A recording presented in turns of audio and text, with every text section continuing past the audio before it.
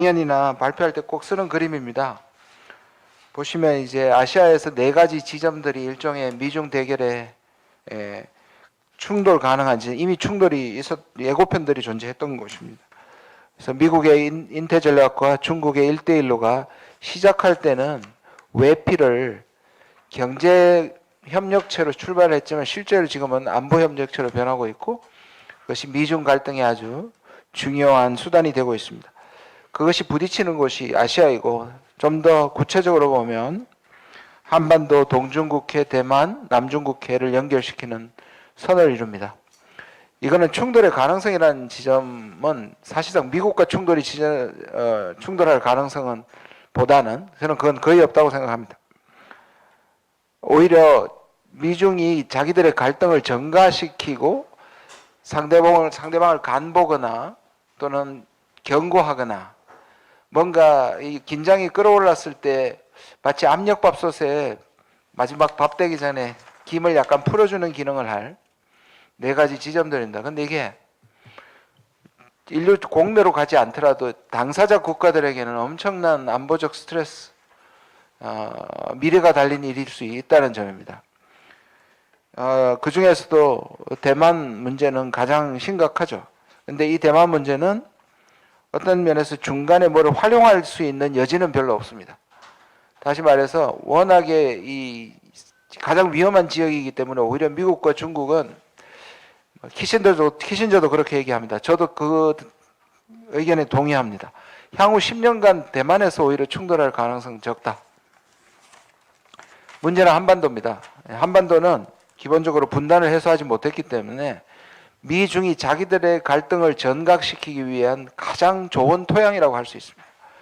그리고 그것이 최고조의 기름진 땅이 되는 순간은 남북관계가 좋지 않은 지금입니다. 이것은 중국에게도 미국에게도 자기들의 패권 갈등을 전가시킬 수 있는 최적의 땅이 토양이 되고 있습니다. 많은 사람들이 신냉전을 얘기하는데 저는 신냉전은 고착된 것이 아니라고 생각합니다. 그러나 탈냉전은 끝났다고 생각합니다. 탈냉전과 함께 신자유주의의 세계도 저물어 갑니다. 물론 그렇다고 해서 신자유주의 시대가 좋은 시대는 아니었습니다.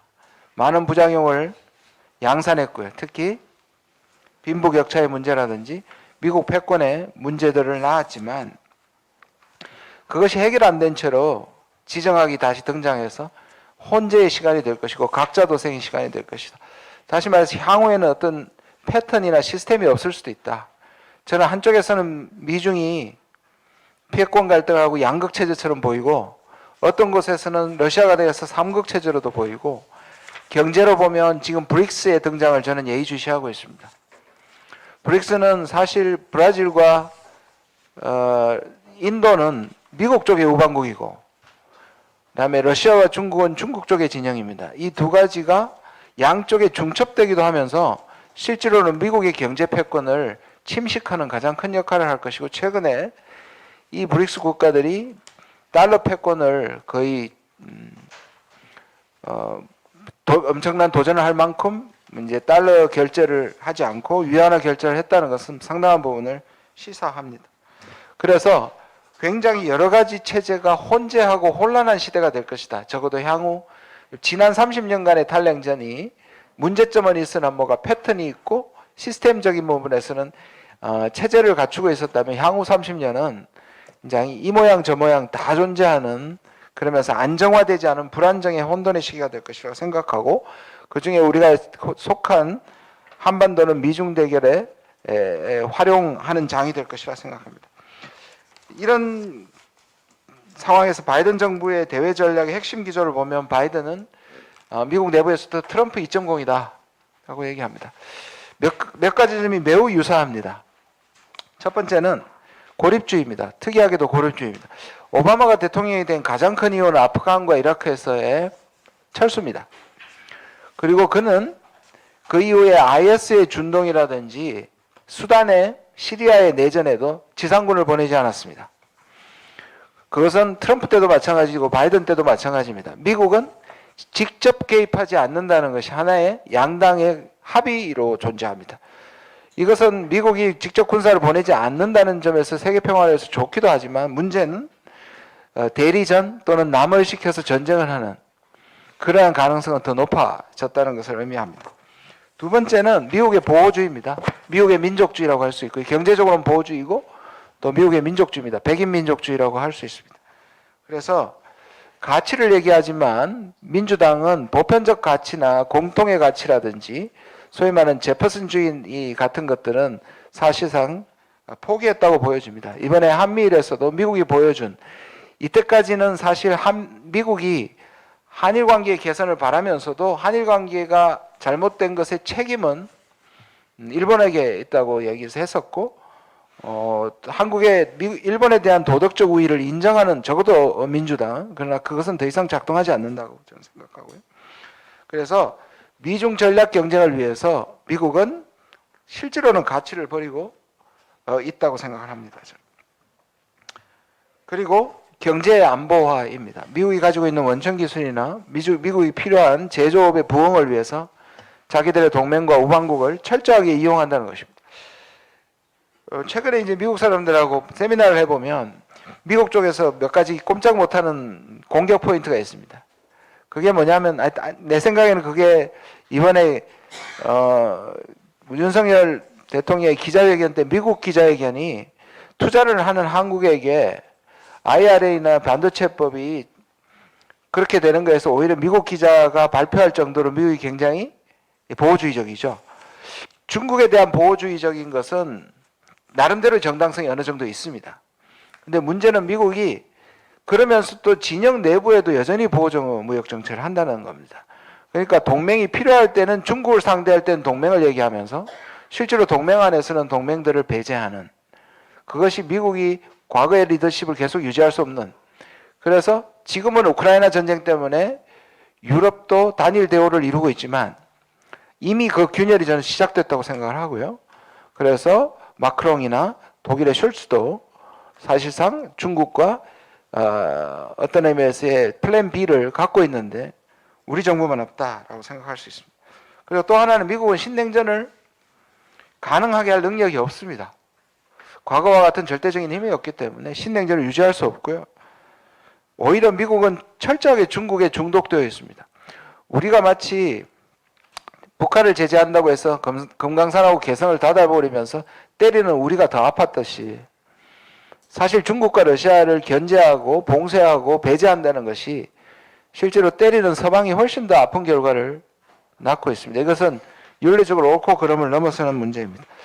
미중 신냉전이 저렇게 본격화된 작년 저작년이 연속으로 미중 무역이 사상 최고액을 기록할 정도로 미국은 중국에게 중독되어 있습니다. 사실은 첨단 기술에서 특히 반도체를 중심으로 중국의 추격을 소위 말하는 사다리를 걷어차는 것은 실제 하는 것이지만 전방위 지역에서 만약에 미국이 국산을 하고 프렌드 쇼어링을 한다면 미국의 인플레이션은 수백 %에서 수천 %로 올라갈 가능성이 있기 때문에 절대로 불가능하다.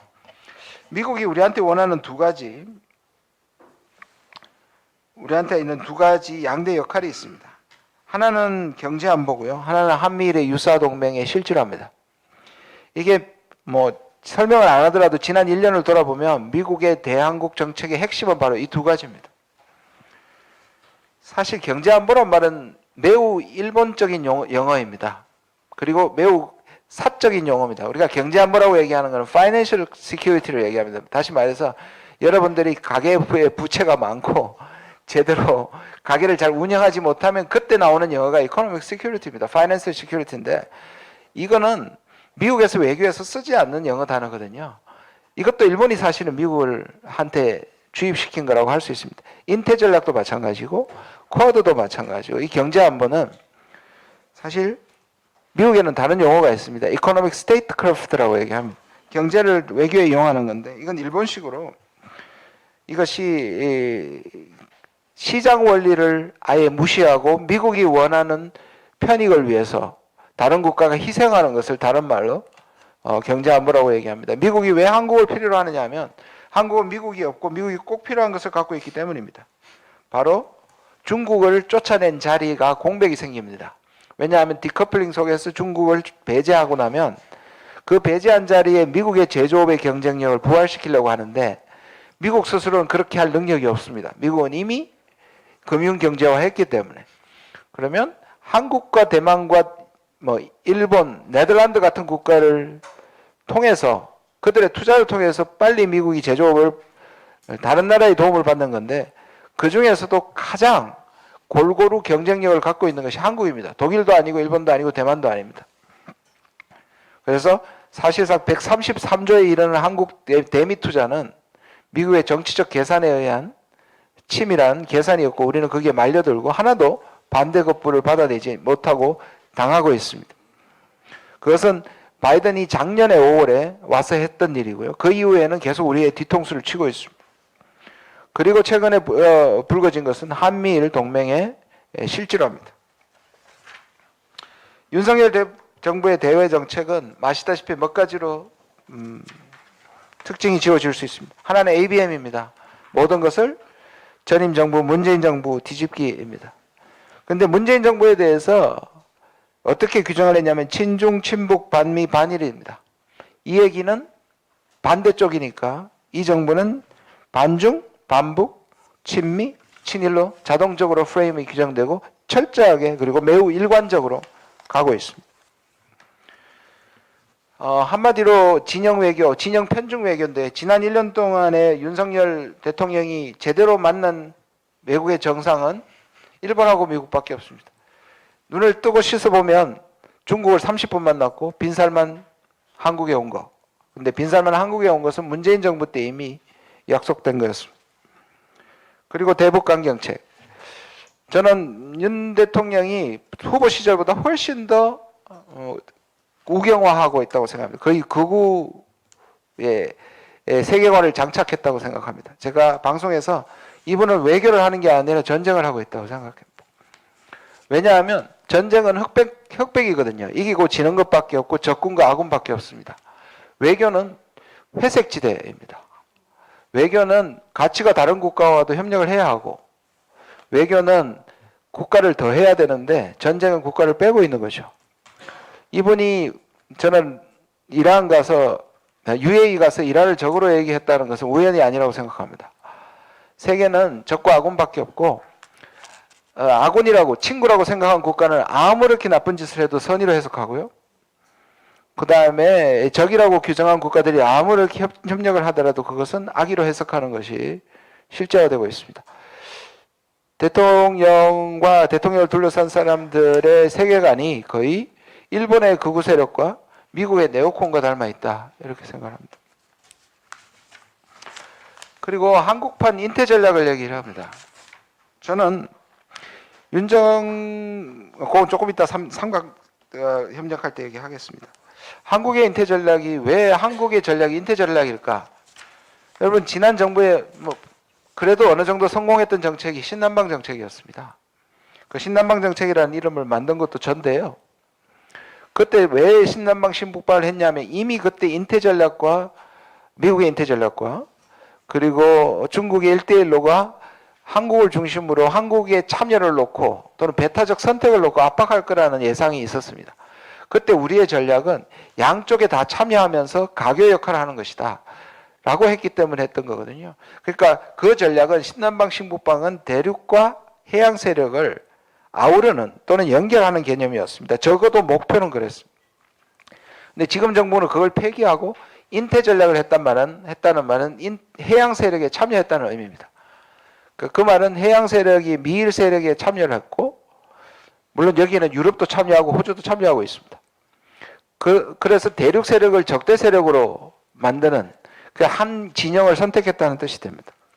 그러니까 미국이 한미를 묶으려고 하고 유사동맹을 실질화하고 그 다음에 한국이 거기에서 조응하기 때문에 한미일 안보협력이 거의 동맹 수준으로 가는 것은 계획된 것이고 진행되고 있고 앞으로 더 발전할 것입니다. 발전한다는 말은 좋은 의미가 아니라 이것이 더 확실히 되고 더 추진될 거라는 말씀입니다. 그리고 한미일 안보협력은 역사적 기원을 가지고 있습니다. 미국이 이 전후에 아시아에 만든 정책을 우리는 샌프란시스코 체제라고 얘기합니다. 이 샌프란시스코 체제는 유럽의 나토처럼 단일 구조를 만드는 것이 아니라 미국이 수많은 양자 동맹을 만드는 것이고 그 중에 하나가 일본입니다. 그리고 두 가지가 핵심입니다. 일본을 부활시키는 것입니다. 일본을 부활시키는 것인데 대신에 주변 국가의 그 반발을 막기 위해서 미국이 일본과 안보 동맹을 소위 말하는 동맹을 하는 거죠. 그래서 일본은 전수방위를 하고 평화헌법으로 재무장을 못하게 하고 대신에 미국이 지켜주는 구조, 이게 핵심입니다. 근데 문제는 거기에서 독일은 나토에 포함시킬 뿐만 아니라 분단을 시켜서 재무장을 막았는데 일본에 대해서는 사실상 그런 족쇄를 채워지지 않았습니다.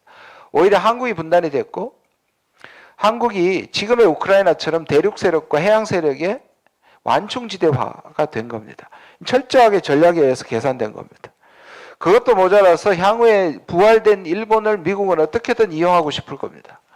처음부터 그런 제국주의의 청산 자체도 제대로 안 됐던 미국이 그 이후에 일본을 그런 구조 속에 계속 남겨둔다고 생각하는 건 사실 순진한 거죠. 이미 샌프란시스코에서 출발점 자체가 미국은 일본을 처벌하고 또 일본의 제국주의를 에 대한 어떤 데서 책임을 지우는 문제는 처음부터 없었습니다. 그러던 참에 사실은 삼각동맹을 계속 추구했었습니다. 첫 번째가 지금 신냉전으로 부르는 그 이전에 1980년대 신냉전이라고 불렸습니다. 미국과 소련이 아프간을 침공함으로써 대탕트가 무너지고 그때부터 진정한 의미에서 미국과 소련의 신냉전이 있었습니다. 그때 바로 레이건이 낙하선회와 전두환을 동원해가지고 극우 3인이 바로 이것을 회복하려고 했었습니다. 근데 신기한 것은 그때 낙하선회가 지금의 일본의 우익의 뿌리였고 그때 일본이 자기들의 전쟁 범죄에 대한 책임을 완전히 잊어버리고 일본을 다시 뭐라고 불렀냐면 불침항모라고 불렀습니다. 신기한 것은 그때 이러한 비전에 기여하는 동아시아 학자들에게 주는 낙하선회상을 받은 3인의 수상자가 지금 정부의 안보실과 국립외교원과 북한 인권대사로 자리하고 있습니다. 이거는 우연히 저는 아니라고 생각합니다. 이분들은 기본적으로 세계관을 같이 하고 있는 분들입니다. 그 다음에 두 번째 시도는 9.11이 일어난 직후에 아들 부시가 고이즈미를 부추겨서 또다시 만든, 그때는 한국의 노무현 대통령이 있어서 이걸 어느 정도 저항했습니다. 완벽하게 저항하지는 못했지만 그때 했던 게 전략적 유연성입니다. 다 기억하실 겁니다. 그리고 우리가 이라크에 파병이 됐습니다. 우리 나름대로 막았던 게 이라크 파병은 실제 전투병을 파병 안 한 것으로 타협을 했고, 전략적 유연성은 한국이 허락하는 하에 있어서 미군을 움직인다라는 것이 미국의 약속이었습니다.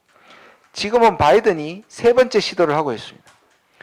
신기한 것은 앞에는 극우 정부라고 할 수 있는 미국의 우파 정부인데 지금 미국의 민주당 상대적 진보 진영이 이것을 하고 있고, 저는 어느 때보다 성공 가능성이 높다고 생각합니다.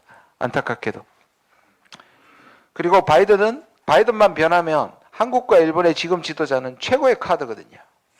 그래서 그것이 한미동맹을 실제로 하고 제도화하는데 총력을 기울이고 있다. 우리가 그것을 눈부릅뜨고 봐야 하는데요. 여기에 군사적으로는 미사일 지역방어를 통해 가지고 한미를 사실상 소위 말하는 코드를 맞춥니다. 그걸 상호 운용성이라고 얘기합니다. 이제 명령체계라든지 군수체계라든지 정보체계가 일체화되는 것을 의미합니다. 제 생각에는 교활한 것이 한미일이 아무도 동맹이란 말을 향후에 안 쓸 겁니다.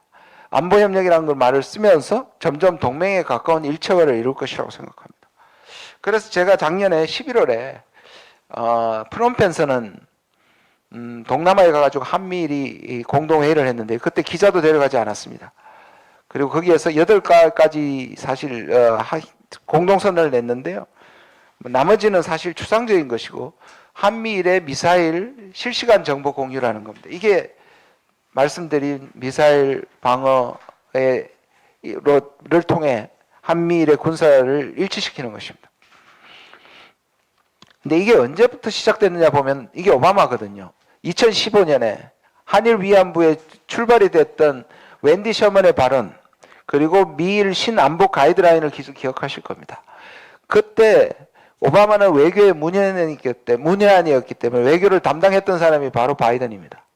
바이든이 대통령에 대해서 그때 못했던 것을 지금 실현하고 있다고 보셔야 합니다. 그리고 보시면 11월에 제가 그래서 김현정 뉴스쇼에 가서 이런 말을 했습니다. 한국의 운명을 바뀔 수 있는 소름 끼치는 결정을 했다. 제가 그 방송에서 말씀을 드렸는데 그때 적어도 저는 향후에 지금 벌어지는 것에 대한 합의문이 있는 것까지는 모르겠습니다. 그 발표된 것 말고요. 비밀 합의문까지는 제가 모르겠는데 이 3정상이 적어도 이 부분은 거의 전체적으로 동의를 하고 간다. 왜 그러냐면 11월 끝나고 12월 달에 일본이 안보법을 개정합니다. 그래서 선제 타격 그리고 일본의 재무장을 공식화합니다. 그리고 3개월 후에 강제동원입니다. 이게 저는 전체 플랜 속에 진행된다고 생각합니다. 그렇게 보면 앞으로도 이것은 계속될 것이고요. 지금 보면 강제동원 직후에 일본을 갔고 그 다음에 G7 전에 또 기시다가 옵니다. 저는 한미로 가는 가속이 붙었다고 생각합니다. 그리고 하나는요. 이번에 한미 정상회담에서도 별로 부각이 안 됐는데요. 포괄적 글로벌 전략동맹이라는 얘기입니다. 저는 이거 굉장히 우려하는데요. 전 여기에 대해서 논문도 한 서너 편을 썼습니다. 언제 나온 얘기냐면 이명박 정부 때입니다. 전 역시 지금의 안보실 차장이 그때도 참여했다고 생각합니다. 이게 뭐냐면 그때는 이거였습니다. 한국이 북한에 대해서 특별 대우를 하지 않겠다. 그래서 통일부 없애려고 그랬죠. 그러면서 했던 게 뭐냐면 북한도 외교의 대상이라고 얘기했습니다. 그러면서 한국은 더 이상 미국의 도움을 받는 억지 동맹이 아니라 오히려 미국의 세계 전략에 참여한다. 그래서 이 전략은 격상이다. 동맹의 격상을 통해서 글로벌로 간다. 글로벌 전략 동맹이다. 그러면서 내세운 게 영미 동맹과 같이 갈 것이다. 근데 실제로는 이게 바로 노무현 정부가 계속 저항했던 전략적 유연성입니다. 그러니까 미군이 북한만 지켜주는 게 아니라 중동에도 데리고 갈 수 있고 대만에도 데리고 갈 수 있는 건데 그때는 그 전략적 유연성을 인정하는 게 바로 글로벌 포괄적 전략 동맹입니다. 이게 박근혜 때도 다시 부활했고 지금 다시 부활했습니다. 여러분 다시 공동성명서를 보시면요. 대만 문제, 우크라이나 문제, 한미일 문제는 다 글로벌 전략 동맹이라는 중간 소제목 밑에 다 있습니다. 이게 뭐냐면 과거에는 미국의 군대를 유연하게 쓰겠다는데 지금은요. 우리 군대를 미국이 유연하게 쓰겠다는 겁니다. 왜 갑자기 윤 대통령이 우크라이나의 살상무기를 얘기하고 대만 얘기를 할까요? 이제 한국군은 북한만 대북 억지가 아니라 아시아 그걸 넘어서 우크라이나까지 말은 미국과 함께 세계를 경영하는 건데 실제로 미국의 용병이 되는 겁니다. 예, 말씀을 마무리하도록 하겠습니다. 한미 정상회담에서 저는 확장 억제 부분에 올인하다가 오히려 NPT 원칙을 얘기한 것은 정말 천만다행이라고 하늘이 돕는다고 생각합니다. 저는 내부에서의 핵무장을 얘기하는 사람들이 오히려 미국이 땅땅땅 한계를 지어준 것은 그러니까 외교적으로는 실패를 했지만 결론적으로는 우리가 잘된 문제이기 때문에 사실 성명을 내시고 비판하실 때 진보 쪽에서 좀 조심하셔야 됩니다. 그래서 예, 그 부분을 이중으로 공격하셔야 됩니다. 미국을 해서 따낸 부분에서 외교적으로 보면 실패한 거지만 결론적으로 보면 저는 이 부분은 그러나 문제는 여전히 남아 있습니다. 왜냐하면 아까 말씀드린 이 글로벌 전략동맹에서 우크라이나에 대한 참전 여지를 여전히 남겨뒀고 대만 문제들을 여전히 남겨뒀기 때문에 지금은 숨을 고르었을 뿐이지 여전히 문제가 되는 부분을 눈 부릅뜨고 봐야 하는 문제입니다. 향후에 결국 저는 야당을 포함해서 시민단체가 우리는 지금 완전히 어떤 의미에서 지정학적으로 해양 세력에 올라타면 우리가 제일 전방이 되거든요. 그러니까 심하게 얘기하면 총알바지가 되는 겁니다. 이 3자 동맹이 아니고요. 미일 동맹의 하부 구조가 될 수밖에 없습니다. 무기 체계도 그렇고 지정학적으로도 그렇고 명령 체계도 그렇습니다. 그래서 우리는 육군 위주거든요. 그런데 미일은 해공군 위주입니다. 그리고 이거를 이제 일본이 약한 미사일 정보 공유를 해버리면, 그리고 일본이 지금 그 재무장에 지금의 2배를 늘려서 세계 3위의 군사비 지출 국가가 되는 것도 중요하지만 일본이 이제 공격용 무기를 갖게 되는 겁니다. 일본이 제일 약했던 게 미사일 무기인데 이 부분에 대해서 일본은 강력한 공격적 무기를 보유하게 될 것입니다. 그리고 그래서 저는 한국 국민들의 포인트는, 여러분들은 제가 이거는 야당 민주당에도 계속 얘기하고 야당들에게 얘기하는 것은 뭐냐면, 대만에 대해서 누구든지 대만이 유사시에 한국이 참여하는 것을 우리 국민은 원하지 않을 겁니다. 남의 전쟁이기 때문에. 그래서 이 정부가 대만의 유사시에도 개입하지 않는다는 것을 미리 선언하기를 압박하신 것이 굉장히 필요하다고 생각합니다. 이거는 우리 국민의 지지도 얻을 수 있고 실제로 이것이 하나의 압박 요소가 저는 될 수 있다고 생각합니다. 지금 미국은, 한국은 대만에서 유사시에 한국하고 일본은 반드시 개입한다는 것이 합의된 상황입니다. 경청해 주셔서 감사합니다. 이상입니다.